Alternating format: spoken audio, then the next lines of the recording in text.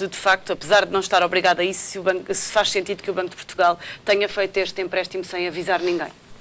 Bom, vejamos. Em primeiro lugar, tanto quanto sei, essa ata foi obtida, boa tarde, antes de mais, essa ata foi obtida através do portal da empresa, não há nenhuma natureza confidencial dessa ata e, pelo contrário, o silêncio e o segredo em que todas estas coisas têm sido feitas e em que o verdadeiro golpe de Estado, que consistiu em fazer de Portugal uma cobaia de um sistema europeu que não está ainda sequer em vigor, foi aprovado também pela calada da noite, na noite de 14 de abril passado, e que veio instituir o mecanismo único de resolução bancária e o instrumento de resgate interno, que é uma solução para ser ainda aprovada pelos Parlamentos Nacionais e entrar em vigor a partir de janeiro de 2015, e que esse verdadeiro golpe de Estado que se passou aqui entre sexta-feira e domingo consistiu em fazerem-se aprovar, sem sequer publicação, com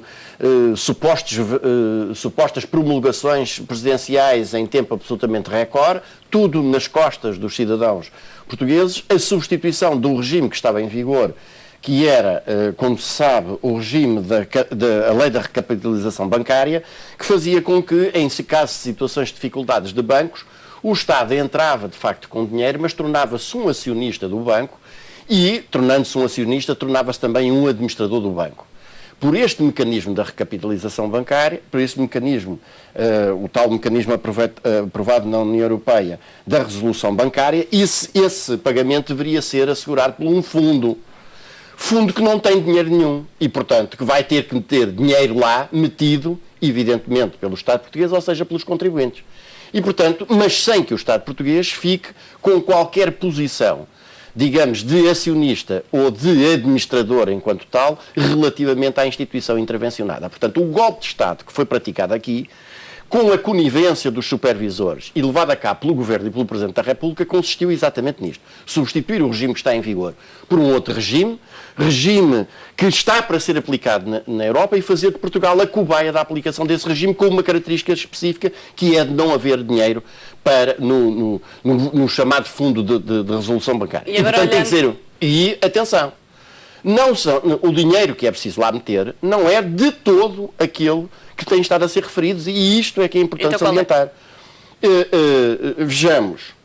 De acordo com a conta do balanço consolidado do BES relativo ao primeiro semestre de 2014, passariam para o novo banco um ativo constituído por um conjunto de itens, de verbas, que representarão, grosso modo, 80 mil milhões de euros.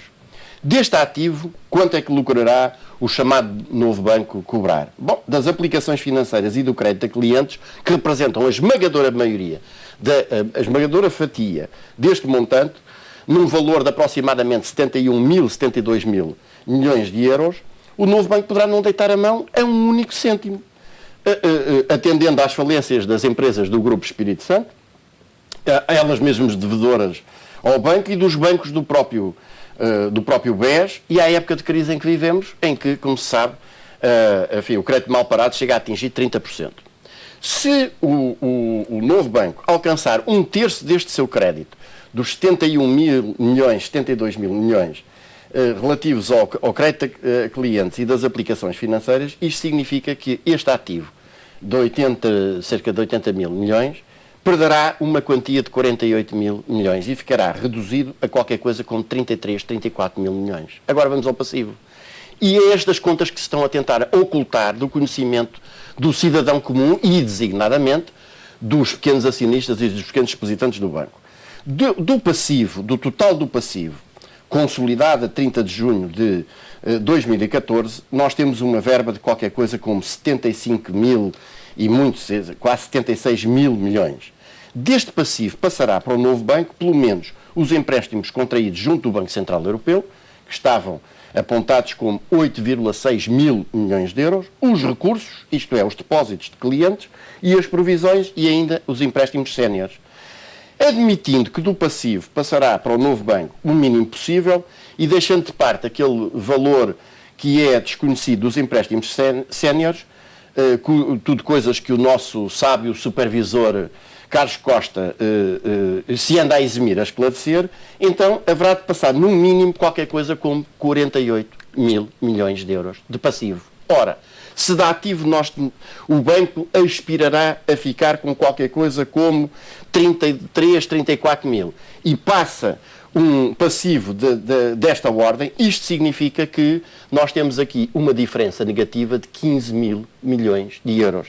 A somar a isto um prejuízo com que o banco arranca, que também consta do respectivo balanço, de qualquer coisa como 3,5 mil milhões de euros, para não falar de outros buracos que estão agora a aparecer e que ainda se desconhecem, que o supervisor faz de conta que não sabe, nós estaremos a falar de qualquer coisa como 20 mil milhões de euros. E não havendo dinheiro, repito, no tal fundo para a resolução bancária, esse dinheiro vai ter que ser sacado aos contribuintes, desde logo aos depositantes do banco, fazendo aqui o mesmo que por via das ordens de Frankfurt, porque é assim que estas coisas se decidem, e é isto que mostra como é que um país como o nosso está hoje transformado numa colónia da União Europeia.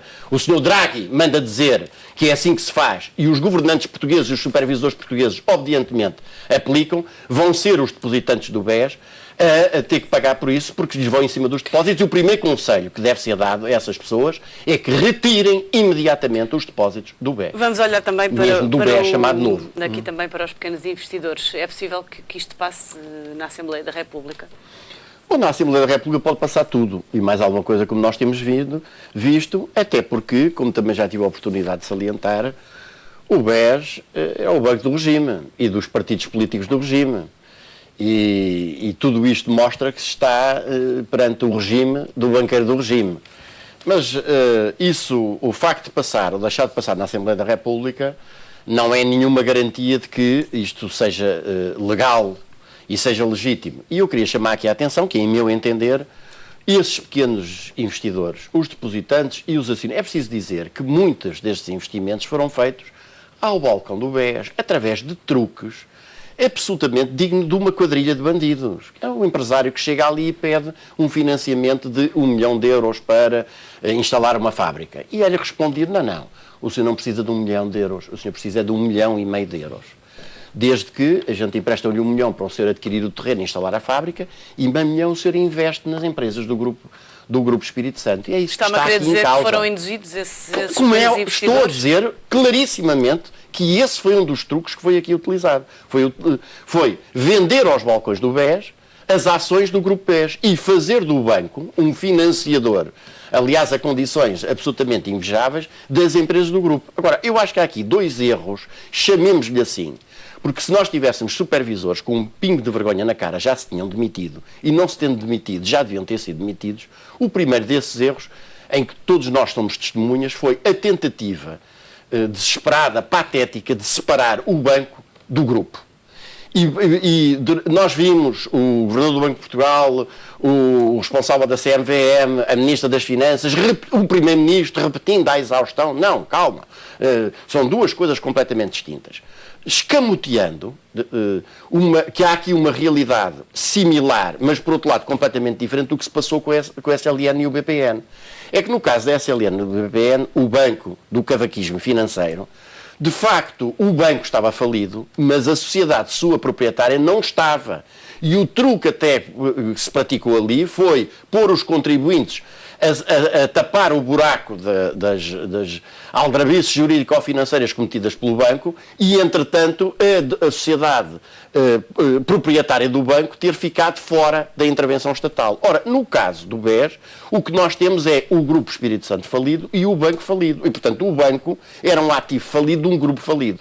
O segundo erro, chamemos-lhe assim, foi exatamente esta insistência repetidamente afirmada da pretensa solidez do Banco Espírito Santo, que agora se vê, como se está a ver pelas contas, que era completamente falsa. E que era já visível, em termos de grupo e em termos de próprio banco, desde há 1 ano atrás. A questão, eu insisto neste ponto, e como é que há uma CMVM e como é que há um Banco de Portugal que não só permitem, porque reparem uma coisa, depois daquela troca de galhardetes, aliás, profundamente lastimável, entre o governador do Banco de Portugal e o responsável da CMVM, no sentido que não, a responsabilidade pelo aumento de capital é tua, não é tua. A verdade é que o aumento de capital é feito com base num prospecto que é aprovado pela CMVM e, mais do que isso, é acompanhado de declarações dos responsáveis supervisores e dos responsáveis políticos asseverando que se estava perante um banco sólido. É evidente que isto significa dolo, fraude. E a fraude permite, em meu entender, discordando da opinião do meu estimado colega, permite perfeitamente aos acionistas, aos pequenos acionistas e aos depositantes lesados por este tipo de manigâncias, acionarem, não só civil como criminalmente, os supervisores e o próprio Estado, pelos prejuízos que este tipo de condutas lhe causou. Ficamos e a procissão ainda vai no adro. Garcia Pereira. Porque nós estamos agora a destapar, ainda hoje temos que terminar. Fica para a próxima vez. Miguel Rio Tinto, administrador da Espírito Santo Informática da Tranquilidade, acabou de ser nomeado, mais ou menos à sorrelfa também, pelo Banco de Portugal, para administrador do novo banco.